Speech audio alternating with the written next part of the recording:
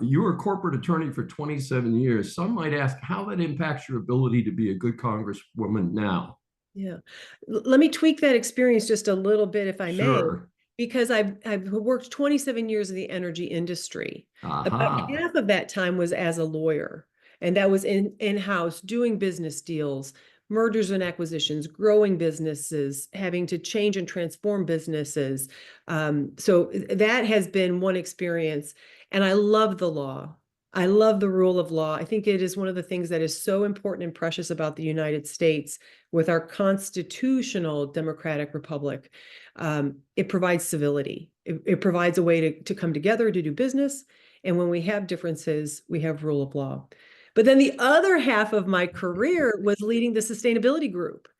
And that, I think, brings together and fostered something that is very applicable to running in a short term. We have change going on.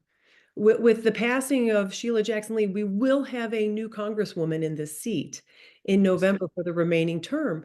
And so sustainability, balancing competing interests, people issues, environmental issues, economic issues, that I learned to navigate. I used to affectionately call it proceeding through the fog. When we don't know what's going on, we still need, sometimes we need to stand still, but a lot of times we need to progress and do the next right thing. And it may be small, it may be large, but we have to still continue to progress even when things are foggy.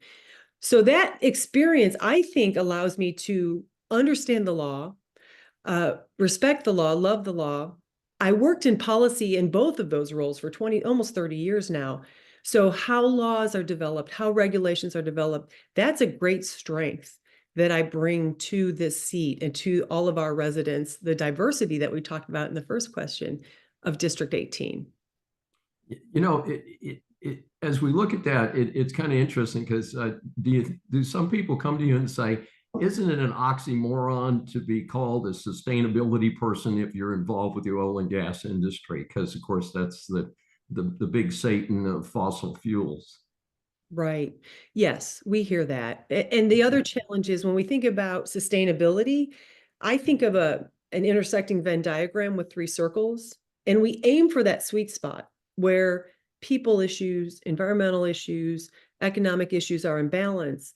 But we can think of examples where if we don't pay attention to economic or environmental issues, people and profitability may get completely squeezed out, if you will. And that's not really long-term viable. Same thing if one is just driven by profitability and ignores your people, your communities, your vendors, your customers, that's not viable either. And the environment, so one can see that balance, and it's trying to balance those competing interests in an industry that's very highly regulated. And then I would say, as a practical matter, David, is I lost power for 6 days in the most recent storm we had here. And it's pretty uncomfortable after about 12 hours, isn't it? So Yes. the importance of reliable, affordable energy, I think we have learned. We have the benefit of being in the energy capital, and the companies that I worked for and with are trying to find that sweet spot to deliver a product that's so valuable and needed economically, caring for communities, and environmentally well.